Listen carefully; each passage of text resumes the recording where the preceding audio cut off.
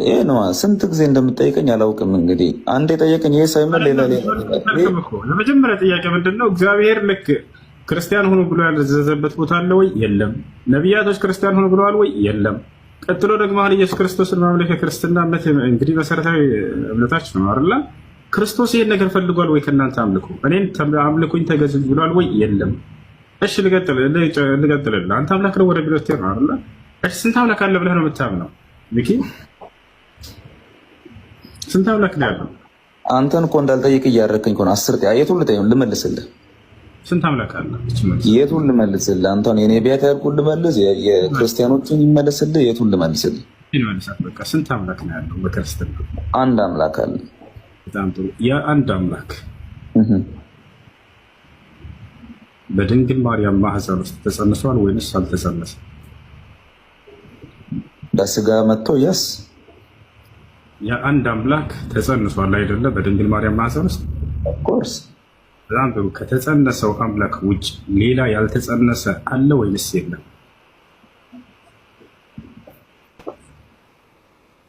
በስጋ መጥቶ አልኩ እኮ። ከተጸነሰው አምላክ ውጭ ያልተጸነሱ ሌሎች አሉ የሉ? ሌላ ብያት ሌሎች። ይህንን ለማስረዳት በጣም ብዙ እንትን ይፈጃል። ኤኒሃው እግዚአብሔር አንድም ሶስትም ነው ብለን እናምናለን እኛ። እግዚአብሔር አንድም ሶስትም ነው የሚል ቃል የቱ ጋር ያገኘው? ራሱን ኦፍኮርስ እሱን ከመጽሐፍ ቅዱስ እንመለከታለን። ማሳያ ብዙ አለ። እንመልከተው፣ አሳየኝ። እግዚአብሔር አንድም ሶስትም ነው ብሎ ያስተማረ አንድ ነብይ ስጠኝ መጽሐፍ ቅዱስ ላይ። ኦኬ መጽሐፍ ቅዱስ ዮሐንስ ወንጌል 1 ላይ እንሄዳለን። እዚያ ጋር እግዚአብሔር አንድም ሶስትም ነው ይላል።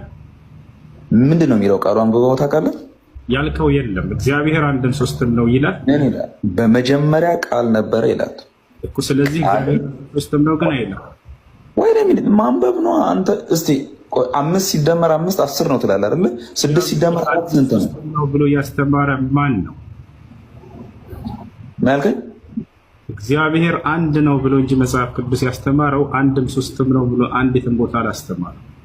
የሚሰራበት አንድም ሶስትም ነው ብሎ እንድታምን የሚያደርግ ቁልጭ ተደርጎ የተጻፈ አለ እኮ። ያንን ነው እኛ የምንከተለው። እግዚአብሔር አንድም ሶስትም ነው ብሎ ያስተማረ ነብይ፣ የመጀመሪያው ነብይ ማን ይባላል? መንፈስ ቅዱስ ራሱ። መንፈስ ቅዱስ ነብይ ነው? እግዚአብሔር ነው ራሱ መንፈስ ቅዱስ ራሱ አስቀምጧል።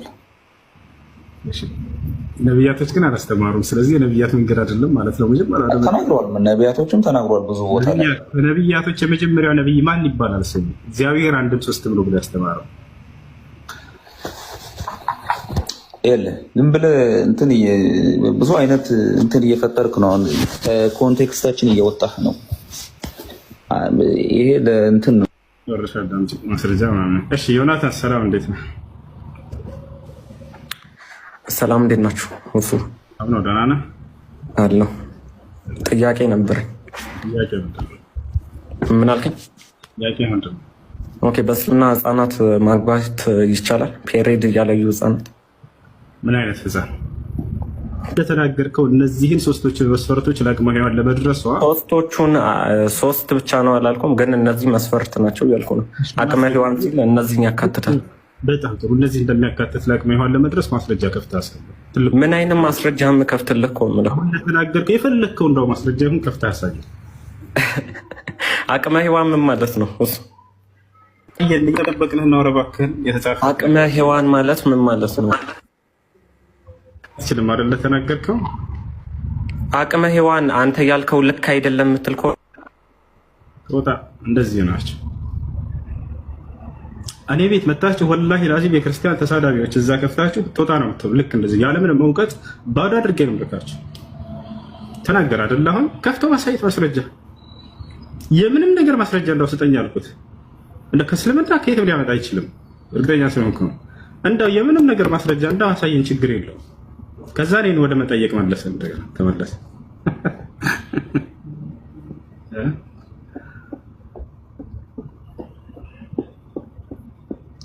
ምን ይሻላቸዋል?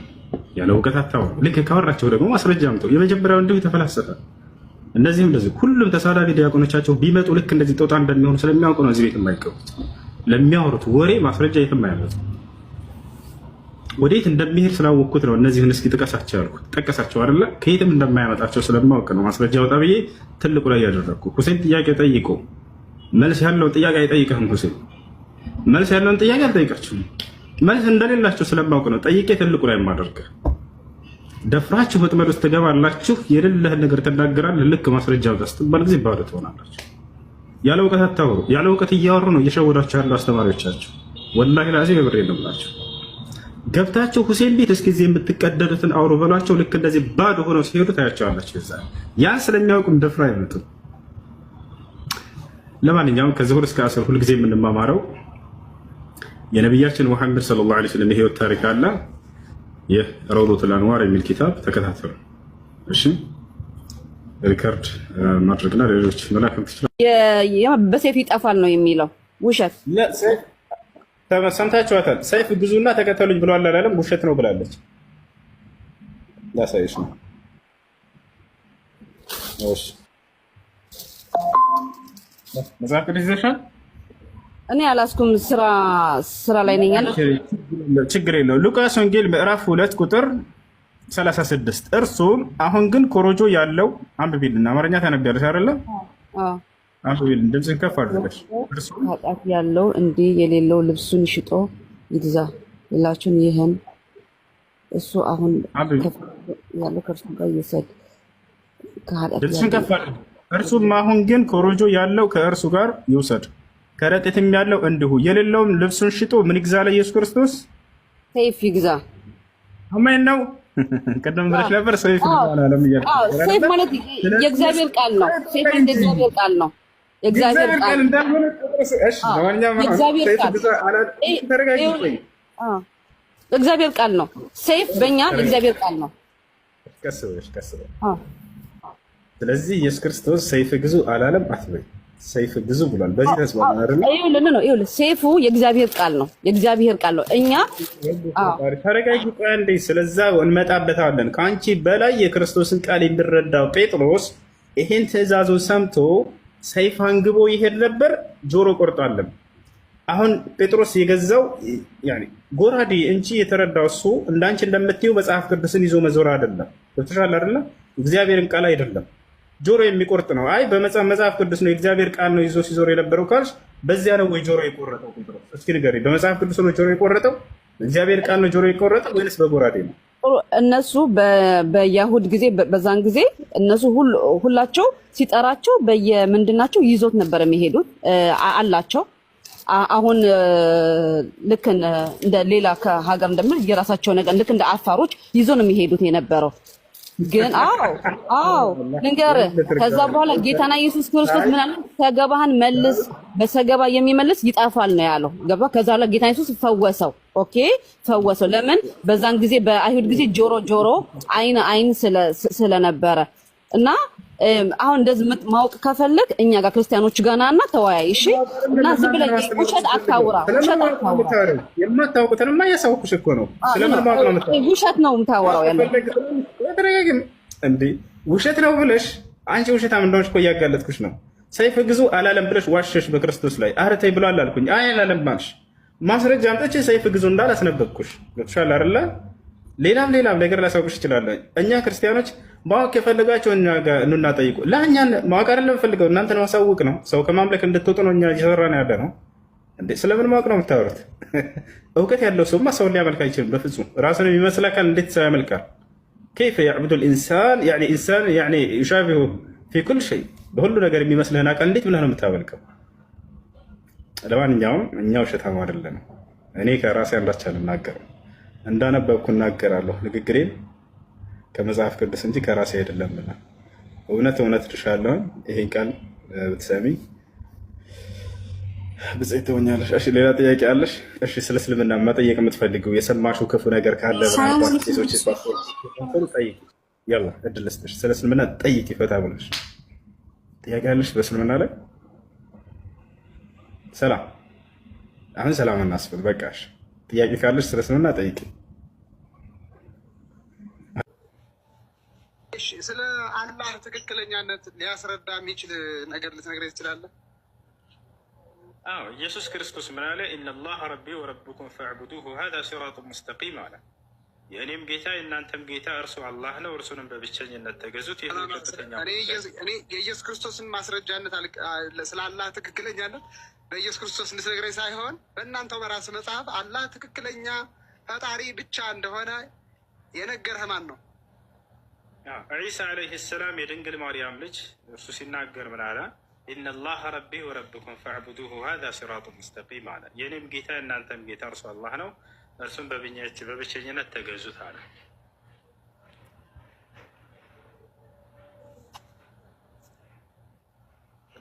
ምርልህ ሙሴ ምን አለ? ኢነማ ኢላሁኩም ላህ ላኢላሃ ኢላሁ ወሲዐ ኩለ ሸይን ዒልማ አለ ሙሴ። አምላካችሁ እርሱ አላህ ብቻ ነው፣ ከእርሱ በስተቀር ሌላ ማንም አምላክ የላቸውም አለ ሙሴ። ኢብራሂም ወይንም አብርሃም ምን አለ? ወኢብራሂም ኢዝ ቃለ ሊቀውሚሂ ዕቡዱላህ፣ አብርሃም ለህዝቦቹ ህዝቦች ሆይ አላህን ተገዙት ብሎ አስተማረ። ኢልያስ ምን አለ? ወኢነ ኢልያሰ ለሚነል ሙርሰሊን ኢዝ ቃለ ሊቀውሚሂ አላ ተተቁነ ተድዑነ በዕለን ወተዘሩነ አሕሰነ አልኻሊቂን አላህ ረበኩም ወረበ አባይኩም አልአወሊን አለ። ኢልያስ የተባለው ታላቁ ነቢይ ምን አለ?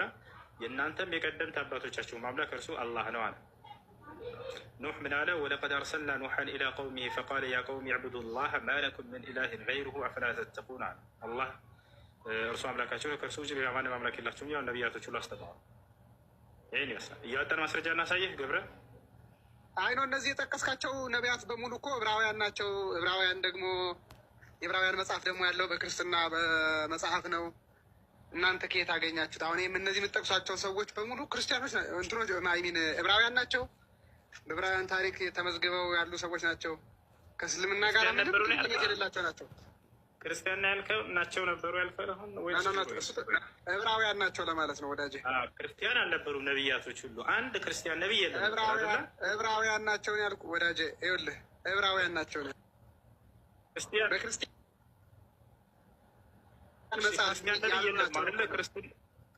ክርስቲያን የሚባል አያውቁም አይደለ? እነዚህ ነቢያቶች ክርስትናን አያውቁትም። ስለ ክርስትና ያላወራሁም እኔ አሁን ስለ አላህ ትክክለኛነት ያስረዱህ እነማን ናቸው? ስናስረዳህ ጊዜ እነዚህ ክርስቲያን መጽሐፍ ላይ ያሉ ናቸው እያልከን ስለሆነ ነው። ክርስቲያን የሚባል ሲጀመር ያውቃሉ ወይ እነዚህ ነቢያቶች እያልኩ ነው። ክርስትና ከመምጣት በፊት የነበሩ ነቢያት ናቸው እነዚህ። ስለዚህ ክርስቲያን የሚል መጠሪያ ነበራቸው። ክርስቲያን የሚባል መቼ ነው ያለው? ሲጀመር እግዚአብሔር ሆነ ነቢያቶች ክርስትና ሃይማኖትን አልሰበኩትም፣ አያውቁትም አይደለ? ክርስቲያን የተባሉ ክርስቲያን የተባልነው ኢየሱስ ክርስቶስ ወደዚህ ዓለም መጥቶ ስጋውን ቆርሶ ደሙን አፍስሶ ካዳነን በኋላ ነው። ከዚያ በፊት ግን ክርስቲያን የሚባል የለም ነበር አይደለ? የእግዚአብሔር አንድነት ነው የዛን ጊዜ የታወቀ የነበረ። የእግዚአብሔር አንድነት ስንት ነው ብያለሁ የጠየቁት። ለእግዚአብሔር አንድነትና ሶስትነት አይደለም ጥያቄ። ክርስቲያን የሚለውን ቃል ያውቁት ነበር ወይ? ክርስቲያን ነቢያቶች ምንም ክርስትና ሃይማኖትን ያውቁት ነበር ወይ? ይሄ መጠሪያ ስም የመጣው ኢየሱስ ክርስቶስ ወደዚህ ዓለም ከመጣ ወደዚህ ነው አልኩ። መቼ እንደመጣማ ነገርከን። አሁን ከነቢያቶች አንዴ ክርስትናን እናላቀው ብለን ነው። ከነቢያቶች መካከል አንድ ነቢይ ክርስትና ሃይማኖትን ተከተሉ ወይም ክርስቲያን ሁኑ ብሎ ያስተማራለ? በጣም ክርስቲያን የሚለው መጠሪያ እኮ ነው ታውቃለህ። መጠሪያ ነው፣ የዓለም ሰው የለም። ስለዚህ ነቢያቶች ክርስቲያን ብለው ያስተማሩበት ቦታ የለም። አሁን ወደ ክርስቶስ እንሄድ። ክርስቲያን ወደሚለው ክርስቲያን የተባሉት ክርስቲያኖች መቼ ነው? በአንጾኪያ ኢየሱስ ክርስቶስ ያስተማራቸው ደቀ መዛሙርት አንድ ላይ ተሰባስበው ይጸልዩ ይጾሙ በነበረ ጊዜ የዚያን ጊዜ በአንጾኪያ ያሉ ሰዎች ናቸው በነገራችን ላይ ክርስቲያን ያሏቸው። በጣም ጥሩ። ስለዚህ ማን ነው ክርስቲያን ብሎ ያወጣላቸው? አምላክ ነው ወይንስ ነቢያቶች ናቸው? ግብራቸው ስራቸውን አይተው የሐዋርያትን የደቀ መዛሙርት የኢየሱስ ክርስቶስን የደቀ መዛሙርት ስራ አይተው እነዚህማ ልክ እንደ ክርስቶስ ምግባር ያላቸው ናቸው ብለው ሲሉ በአንጾኪያ ያሉ ማህበረሰቦች ክርስቲያን አሏቸው ነው የሚለው እኮ። ስለዚህ አምላክም ነቢያቶችም አይደሉም ክርስቲያን ብለው ያወጡላቸው ይህን ስያሜ አይደለ? ከአምላክና ከነቢያት አሁንም እናፋተው ብለን ነው ክርስትና።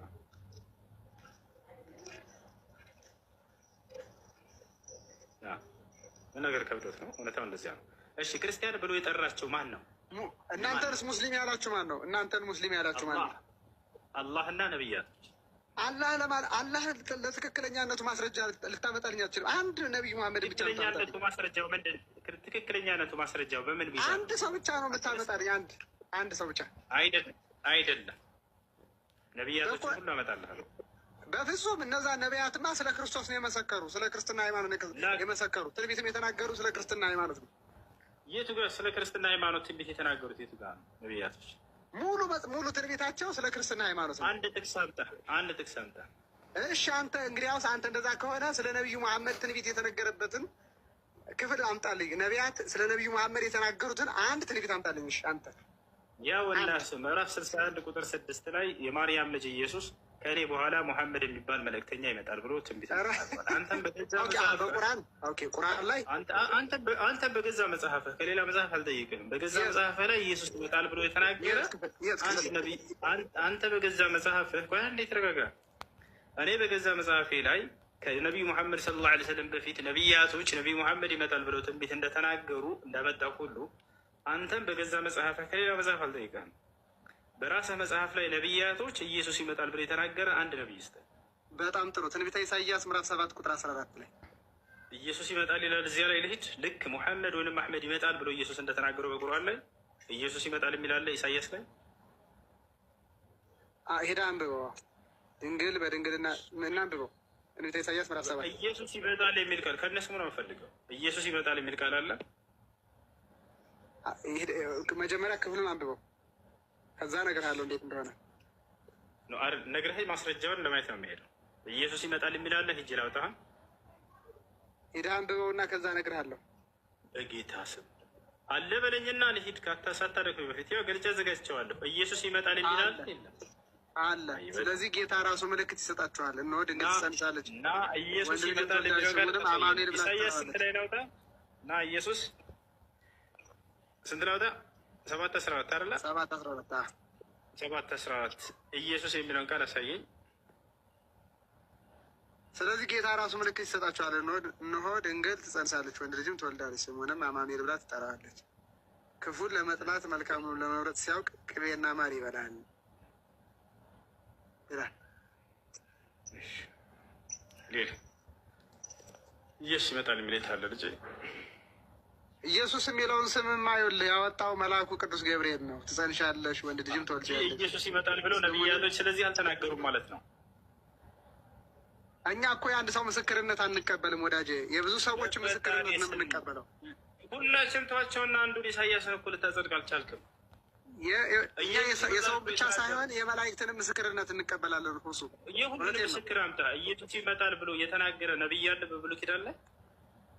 እሺ አሁን ይሄ ከድንግል ማርያም ለተወለደው የተነገረ ትንቢት ካልሆነ ያለ ዘራቢሲ ወይም ደግሞ ያለ ሩካቤ ስጋ በድንግልና የተወለደ ሌላ ሰው ወይም ነቢይ አምጣልኝ፣ ንገረኝ፣ አስረዳኝ። በታሪክ የመጨረሻ አርስት ነው እያስተናገድኩ። አሁን ኢየሱስ ይመጣል ብሎ የተናገረ አንድም ነቢይ የለም። በጣም አዝናለሁኝ። በጥቅሱ ላይ ማውራት ትችላላችሁ። ልጆች ያወሩሃል። አላህ አንድ ነው ብላችሁ ነው የምታምኑት? አዎ አላህ አንድ ነው ብለን ነው የምናምነው። ኦኬ፣ አላህ አንድ ነው ስትሉ ወንድ ነው እያላችሁ ነው? ምን ያገናኝ? አላህ ወንድ አይደለም፣ ያንቺ አምላክ ነው ወንድ ልጅ። ላሳይሽ ማስረጃ። ኦኬ እኛ አላህ አንድ ናት ብለን መጥራት እንችላለን? እሺ አላህ አንድ ናት ብለን መጥራት እንችላለን? ወንድ ካልሆነ አንድ ናት ብለን መጥራት እንችላለን? አንድ ነው የምለውን የወንድ አምሳያ ለምንድን ነው ሰጣችሁ አላህ አንድ ነው የምትሉት? ነው ስለተባለ ወንድ ነው ማለት ነው ብለሽ ነው የተረዳሽው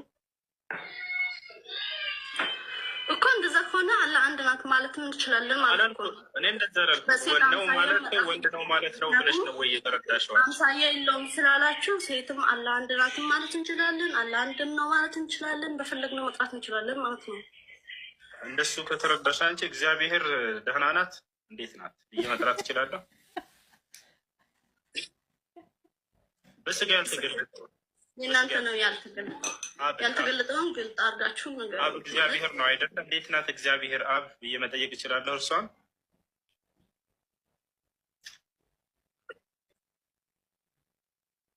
መልስ የላችሁ ማለት እኛ መልስ መልሰንልሽ። ስለዚህ አንቺ ምን አደረግሽ? የራስሽን ድምዳሜ ሰጠሽ። ለዚያ ነው የጠየቅሽ። አይ የእኛ እኮ በስጋ በተገለጠ ወራት እኮ ወንድ ነው የተገለጠው። የእኛ ግልጽ ነው እኮ። የእናንተ ነው በስጋ ያልተገለጡት። በስጋ ያልተገለጠው እሺ አንድ ናት ለምንድን ነው የማትሉት? ማስረጃ ስጠኝ። ለምንድን ነው አንድ ናት ብላችሁ የማጠሩት? አላህ ስብሐነሁ ወተዓላ እንደሱ ብሎ ስላልጠራ። ስለዚህ አሁን አንቺ ነው ካልተባለ ነው ከተባለ ወንድ ነው የሚል ግንዛቤ ነው የመጣቸው። ካልሆነ ናት ብለን መጥራት እንችላለን አልሽ። አይ እንደዚያ ማለት እንችላለን ወይ እግዚአብሔር ላይ ስልሽ፣ አይ እሱ በስጋ ስለተገለጠ ነው አልሽ። እሺ በስጋ ያልተገለጠውን እግዚአብሔር አብን ነው ተብሎ ነው የሚገለጸው አይደለም? እግዚአብሔር እንዲህ አለ ነው የሚለው መጽሐፉ። ስለዚህ ወንድ ልጅ ነው ማለት ነው። ካልሆነ እናት ብዬ መጥራት ትችላለሁ ማለት ነው። ማይን አካሄድ አሁን እንዴት እንደሆነ አላስረዳሽ። አንደኛ በመጀመሪያ ማለት አላህ አንድ ነው ስትሉ አላህ ወንድ ነው እያላችሁ ነው። ይሄንን ለህዝቡ ግልጽ አድርገን ንገራቸው። ምክንያቱም እንደዛ ካልሆነ አላህ አንድ ናት ብለን ከጠራን እንዳትቃወሙ ማለት ነው። ለህዝቡ ግልጽ አድርጌ ንገራቸው። አላህ አንድ ነው ብዬ ይሄን ለህዝቡ ንገራቸው ግልጽ አድርገ። ኢየሱስ ክርስቶስ መጽሐፍ ቅዱስ ላይ ሲናገር ማልችልበትን ምክንያት ንገረኝ። ምክንያት ላስረዳሽ። የመጀመሪያ ጥያቄ አላህ ጾታ አለው ወይ ነው። ለአላህ ስብሐነ ወተዓላ ጾታ የለውም። እርሱ የጾታ ፈጣሪ ነው።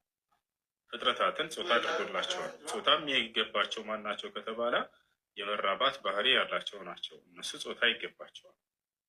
ለምሳሌ ወንድ ልጅ፣ ለምሳሌ አንቺ አምላክ ከይቅርታ ጋር ለምንድን ነው ይቅርታ የምጠይቀው? መጽሐፉ ላይ የተጻፈ ነገር ነው። አምላክሽ ኢየሱስ ክርስቶስ አምላክ ነው ብለሽ የምታስቢው ጾታ አለው፣ ወንድ ልጅ ነው። የመራቢያም ክፍል ሁላ አለው።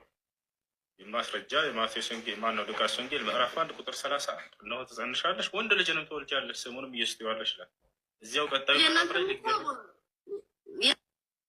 አዳምጪ ሊጨርስልሽ እንጂ እዛው በቀጣዩ ምዕራፍ ላይ ማርቆስ ሉቃስ ወንጌል ምዕራፍ 2 ቁጥር 28 አካባቢ ላይ በሰባተኛው ቀን ስለናንተ ሞትሽ ላይ እንኳን ማውራት አትችሉም። አወራ ይኸውልሽ፣ መጀመሪያ ስለ ራሴ አምላክ ነው ያወራሁት። ከዚያ በኋላ በአንጻሩ እያነሳዋለሽ ነው የንጽጽር ቤት ስለሆነ ማለት ነው። መጀመሪያ ስጀምር ስለ አላህ ነው ያወራሁት። አላህ የጾታ ባለቤት አርሽ ቤት አታድርጉ አትሽታላት። ደግሜ ልንገርሽ ካልሰማሽ እሺ። መጀመሪያ ስለ አላህ ነው ያወራሁት። አላህ ጾታ አለው ወይ ብላ ጠየቀች እች ልጅ። አይ ጾታ የለውም፣ ነገር ግን እርሱ የጾታ ፈጣሪና የጾታ ባለቤት አድርጎ ፍጥረታቶችን ያስገኘ ነው አልኩኝ። ከዚያ ምን አልኩኝ? የመራባት ባህሪ ያላቸው አካሎች ናቸው ጾታ የሚያስፈልጋቸው። የመራባት ባህሪ የሌላቸው ደግሞ ጾታ የሚያስፈልጋቸው አይደሉም። አምላክ ታዲያ ከየትኛው ነው ከተባለ የመራባት ባህሪ የለውም። እርሱ ያለ የነበረ ለዘላለም የሚኖር ነው። አላህ ማስረጃ ወልአወሉ ወልአኺር እኔ የመጀመሪያውም የመጨረሻውም ነኝ አለ። ሀታ መላእክቶች ራሱ ምንድናቸው? የመራባት ባህሪ ስለሌላቸው ጾታ ያስፈልጋቸውም። መልአክ ወንድ ናቸው ሴት ናቸው ተብሎ የሚገለጹ አይደለም። ግን አምላክ በመጽሐፍ ላይ ሲያነሳቸው በቁርአንም ሆነ በመጽሐፍ ቅዱስ ላይ ልክ እንደ ወንድ ልጅ መጠሪያ አድርጎ ነው የሚያነሳቸው። መልአኩ ገብርኤልም መጣ ይላል። ስለዚህ ወንድ ልጅ ነው ማለት ነው ገብርኤል። ይሄ ስህተት የሆነ አካሄድ ነው አንቺ የሄድሽበት መንገድ። ስለ አምላክም ሲነገር ጊዜ እግዚአብሔር እንዲህ አለ ይላል፣ ወይንም አላህ እንዲህ አለ ይላል። ወንድ ልጅ ስለሆነ ነው ማለት ነው ብልሽ የሄድሽበት ስህተት ነው። እርሱ ለምንድን ነው እንደዚያ ብለን የምንጠራቸው ከተባለ ለምሳሌ በእኛ በተለምዶ ራሱ ማንነቱን ወይም ጾታውን ላላወቅነው አካል በወንድ ልጅ ነው የምንጠራው። ያ ማለት ግን ወንድ ልጅ ነው ማለት ነው አይደለም። ምሳሌ ልስጥሽ። ቤታቸው ውስጥ ተቀምጣችኋል። የሆነ ሰው ከውጭ ቆረቆረ። በሴት ነው የምትጠሩት? በወንድ ነው የምትጠሩት? ማነህ ነው የምትሉት አይደለ? ወይንስ ማነሽ ነው የምትሉት? የሰው አምሳያ አትስጠው። እዚህ ጋር የሰው አምሳያ አትስጠው። እሺ ለአምላክ አሁን ብዙ ነገር ማለት በወንድ አምሳያ እንጠራለን። እዚህ ምድር ላይ ፍጡር የሆኑትን ነገር በወንድ አምሳያ የምንጠራው ነገር ብዙ አለ። ለምሳሌ ዝናብ መጣ፣ ዝናብ ዘነበ እያለን ይሄ በሴት አይጠራም ይችላል። እና አምላክን ደግሞ ከፍጡር ጋር አታገናኝ። አንስት በቃ ችግር የለውም ተስማማሽ። በሰው ምሳሌ አንሰጥም በመጽሐፍ ላይ። ስለዚህ አላህ አንድ ናት ደግሞ ተቃውሞ የለውም ማለት ነው። በስምና አላህ አንድ ናት ማለት ትችላለህ፣ አንድ ነው ማለት ትችላለህ። አለቀ። መላእክ ወንድ ናቸው ሴት?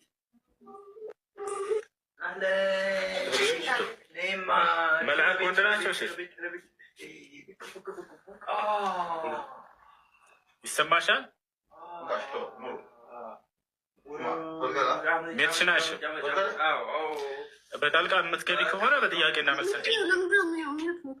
ሜት አታድርጓት። እሺ ሜት አታድርጓት። ሜትሽናሽ መላእክ ወንድ ናቸው ሴት?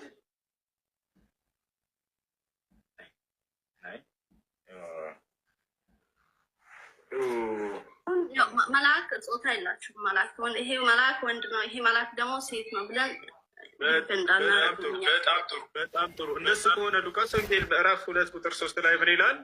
መልአኩ ገብርኤልም ከዘካርያስ ፊት መጣና እኔ ከእግዚአብሔር ፊት የምቆመው መልአኩ ገብርኤል ነኝ ያለው ይላል። ወንድ ነው ሴት? ገብርኤል ገብርኤልም አለ ይላል።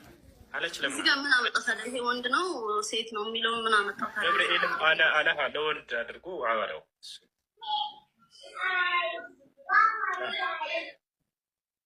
ለምን ገብርኤልም አለች አልተባለ? በይ እዛ ይባላል ማለት አሁን ነው እሱ እኔ የጠየኩ እናንተ ላይ የኛ መጽሐፍ አታዳመጭም እንደ በፈጣሪ ስም አሁን ልትወያይ ጀመረችና ከነቢያችሁ ከሙሐመድ በፊት ቁርአን የነበረው አላህ ዘንድ እንጂ ምድር ላይ አልነበረም አይደል?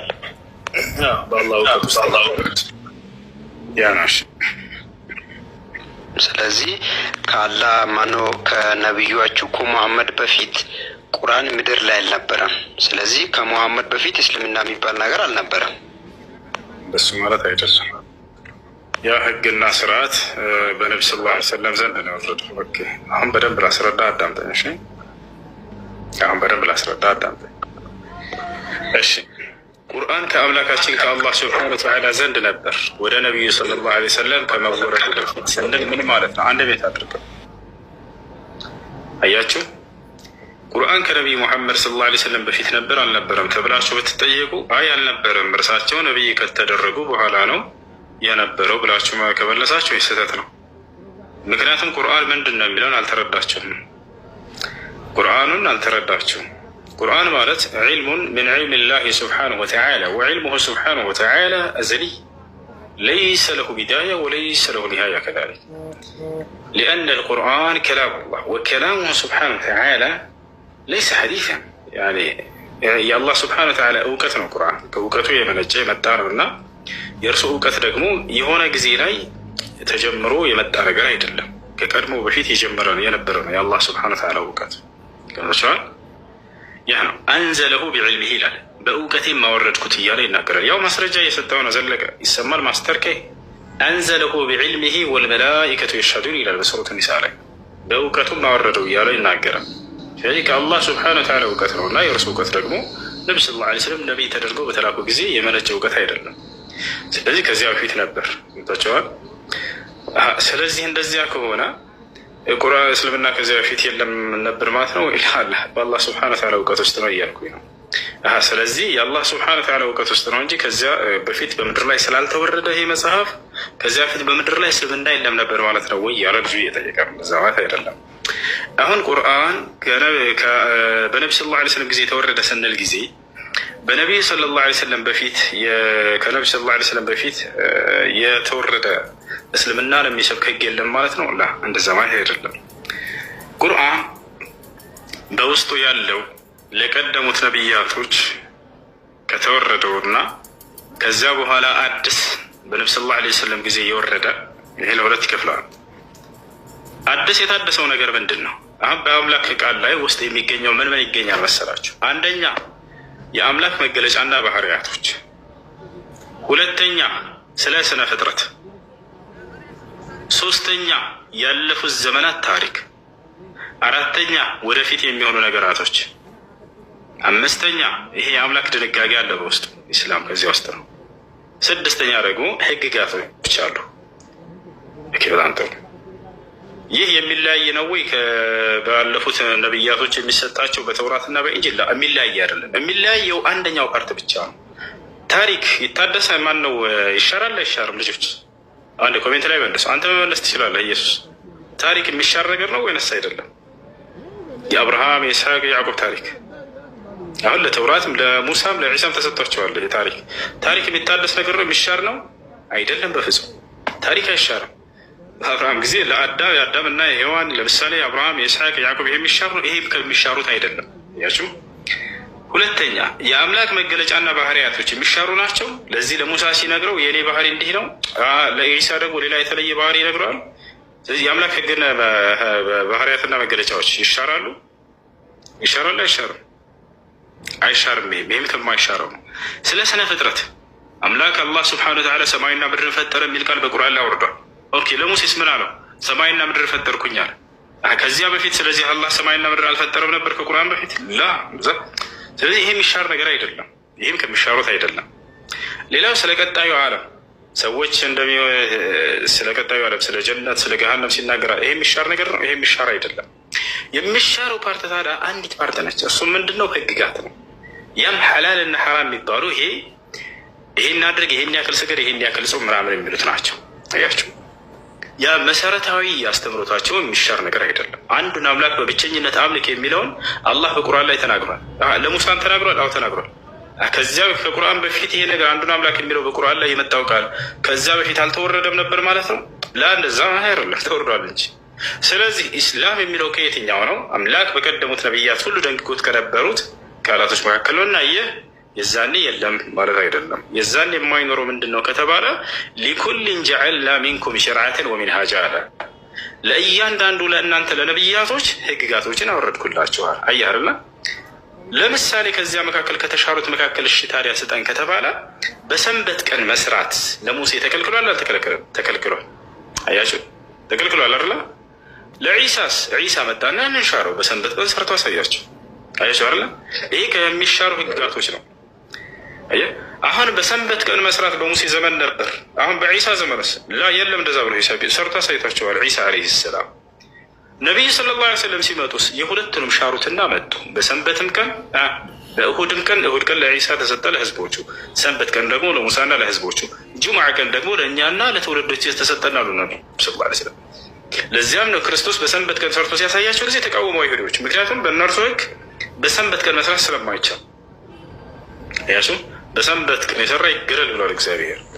ክርስቶስ ደግሞ ይህን ህግ ሻረው። አላህ በቁርአን ላይ ስለ ክርስቶስ እንዴት እንደላከው ሲነግረን ወሊኡሒለ ለኩም በዕض አለዚ ሑሪመ ዐለይኩም ይላቸው ነበር።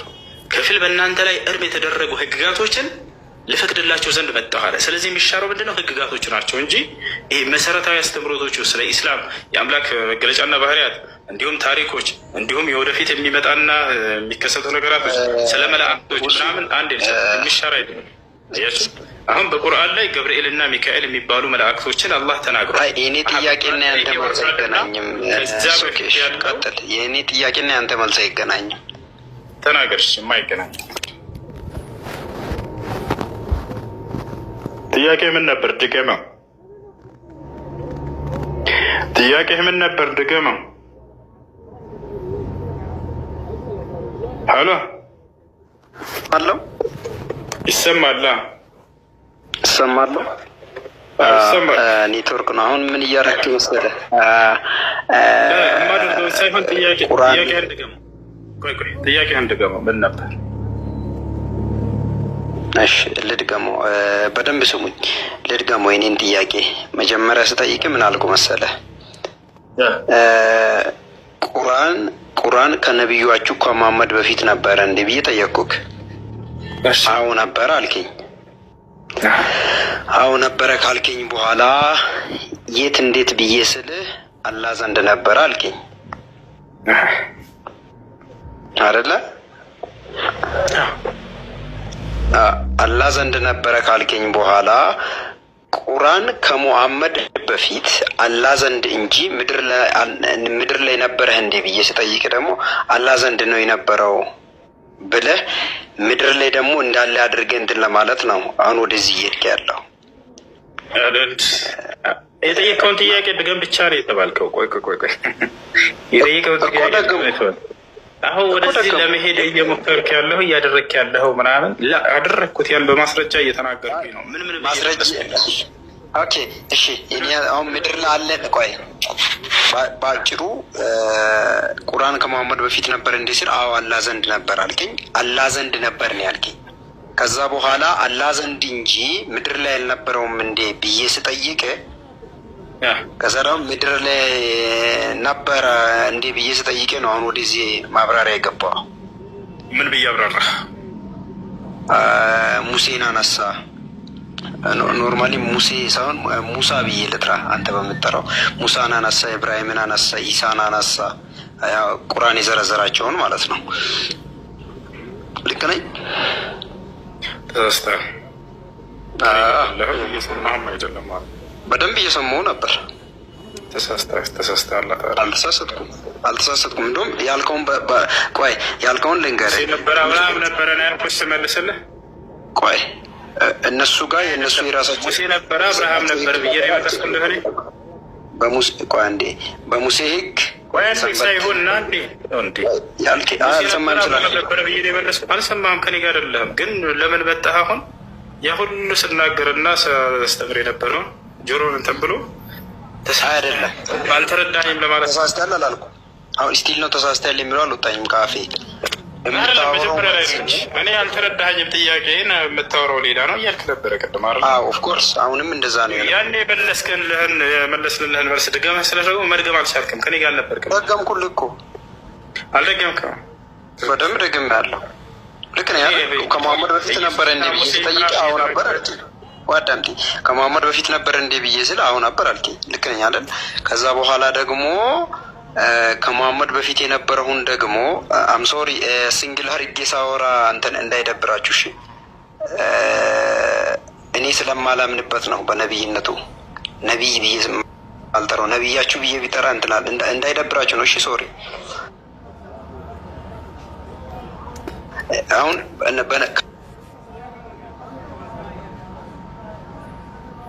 ከነቢያችሁ በፊት ነበር እንደ ስለ አሁን ነበር አልከኝ። የት ነበር ስለ አላህ ዘንድ ነበር አልከኝ። ነበር እንደ ሸካ አላህ ዘንድ እንጂ ምድር አልነበረም አይደል ብዬ ስጠይቅ ነው አሁን ወደዚህ እንትን ሄድከው። አሁን ወዴት እየመጣ ነው? አሁን መጽሐፍ ቅዱሱ ላይ ነው ተንተርስ እያወራ ያለው። ከዛ በፊት ቁርአን አላህ ዘንድ እንጂ ቆይ አትበል። መጽሐፍ ቅዱስ ላይ ተንተርሰህ ነው እያወራ ያለው ብለህ ተሳሳትከው። አይደለም አልተሳሳትኩም። ለምን አልጠይቀኝም? እሺ ንገረኝ። በቁርአን ላይ እንደዛ የሚላለ የለም? ስለ ሰንበት ቀን እኮ ቁርአን ነው መጀመሪያ አላህ ዘንድ ነው የነበረው። እሱ ጥያቄ አይደለም። አሁን በቁርአን ውስጥ አለ የለም? ስለ ሰንበት መጽሐፍ አዳምጠህ ይኸውልህ፣ ቁርአን ላይ መጽሐፍ ቅዱስ ላይ ተንተርሰህ ነው እያወራ ያለኸው አልክ። እንዴት አወቅ? ኦፍኮርስ እንዴት አወቅኩ መሰለህ? ከጥያቄ ተነስቼ ነው ያወቅኩት። ከየት እንደማወራ እንዴት አወቅ? ከጥያቄ ተንተርሼ ነው ማወራ። ከጥያቄ ሳይሆን የተናገርኩት ንግግር ስትተች ጊዜ ይሄን የተናገርኩት አንተ ከሰጠኝ ተንተርሼ ነው ወደዛ ነው። ከመጽሐፍ ቅዱስ ተንተርሰህ ነው እያወራህ ያለኸው ያልከው የትኛውን ቃሌ ነው? ገበልኝ። የትኛውን ቃሌ ነው? አሁን ለምሳሌ ለአይሁዶች ብለህ አንስተህ እያወራህ ነበረ። ሰንበትን በሰንበት ላይ ምንም ነገር እንዳይሰሩ ትእዛዝ ነበራቸው ብለህ አወራህ። ከዛ በኋላ ደግሞ ያንዳንዱ ኢሳ መጣና አላልኩም። በአይሁዶች ላይ ኢሳ መጣና ሰንበትን ለሙሴና ለህዝቦቹ ሰንበት ቀን ተደንግጎላቸው ነበር። ለዒሳና ለህዝቦቹ ወይም ለክርስቶስና ለህዝቦቹ የእሁድ ቀን ተደንግጎላቸው ነበር። ለእኛ ደግሞ ጁሙዓ አዳምጠህ ተደንግጎል። አንተ ለአይሁዶች አልክ። አይሁድ የሚባል እምነት የለም እዚህ ዓለም ላይ። ሙሴ የማያውቃቸውም እነሱ አላነሳም ስለነሱ። ስለዚህ እኔ አሁን አይሁድ የሚባል እምነት አለ ብዬ አወራሁ እንዴ? አንተ ያወራውን እንጂ ደገምኩት። አሁን አየህ አንተ ወደ ተቃውሞ ላይ ነው ያለው። ለሙሴና ለህዝቦቹ ተደንግጎላቸው ነበር ነው ያልከው ዘለላ እኮ። ሙሴ እስራኤልን ህዝብ አልነበር እንዴ ሲመራ የነበረው? እና አይሁድና እስራኤል ምን አገናኝ? ሙሴ አይሁድን ያውቃቸዋል። ይሁድ ያለው የት ነው? አዎ በደንብ ያውቃቸዋል። አሁን ያለው ይሁድ የት ነው? ስለሆነ አይሁድ አይደለም እያወራን ያለ ነው። አይደለም ነው እንደዛማ አይደል። አሁን እዚሁ ጋር እንትን ይሆንብናል። ለመሰላ እኔ መጽሐፍ ጀምባል እያወራን ያለ ነው። እባክህ ስለ ሙሴና ስለ ህዝቦቹ ነው እያወራን ያለ ነው። አምላክ ድንጋጌን የሰጠው ለሙሴ ነው። አይሁድ አይደሉም ብለህ ስትል እኮ ነው። አሁን ወደ መካድ ነው። አሁን ብሎክ ወደ ማድረግ እየሄድክ ነው። ሙሴ ሲመራ የነበረው የእስራኤልን ህጉ የተሰጠው ለማን ነው? ሙሴ ነው አይደለም? እዚህ ጋር የሆነ እየሸፋፈንክ ያለ ነገር ስላለ ነው። አሁን እሺ ወደ ጥያቄ ሊሄድ እዚህ ውስጥ ለምን ገባ? ይኸውልህ ቃላቶችን አስተካክለሽ እና ጥያቄን ትጠይቃለሽ።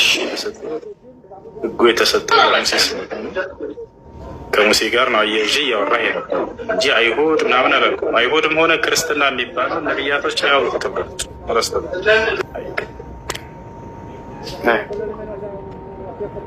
ኦኬ ላውራ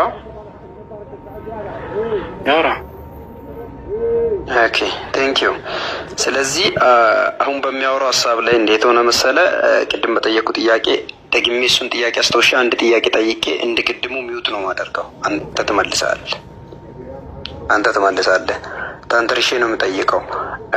ቅድም ከነቢያችሁ ከሙሐመድ በፊት እስልምና ነበር እንዴ ብዬ ስጠይቅህ እስልምና ከሙሐመድ በፊት ቁርአን ነበር እንደ ብዬ ስልህ አዎ ነበር አልከኝ። የት ነበረ ስልህ አላህ ዘንድ ነበር አልከኝ። አላህ ዘንድ የነበረው ቁርአን ከነቢያችሁ ከሙሐመድ በፊት ቁርአን በአላህ ዘንድ እንጂ ምድር ላይ ነበር እንደ ብዬ ስጠይቅ ነው ወደዚህ እንትን የሄድከው። እሺ እሱ በመለሰው መሰረት ቁርአን ከነቢያችሁ ከሙሐመድ በፊት የነበረው አላህ ዘንድ ነው እንጂ ምድር ላይ አልነበረ። ምድር ላይ ነበር ለነቢያቶች። ቅድም ሳብራራለህ ነበር። አይጋጭብህም። አላህ ዘንድ ነበር አልከኝ። ከዛ ደግሞ ምድር ላይ ነበር ደግሞ ተመልሰህ እያልክ አላህ ዘንድ ነበር ያልኩት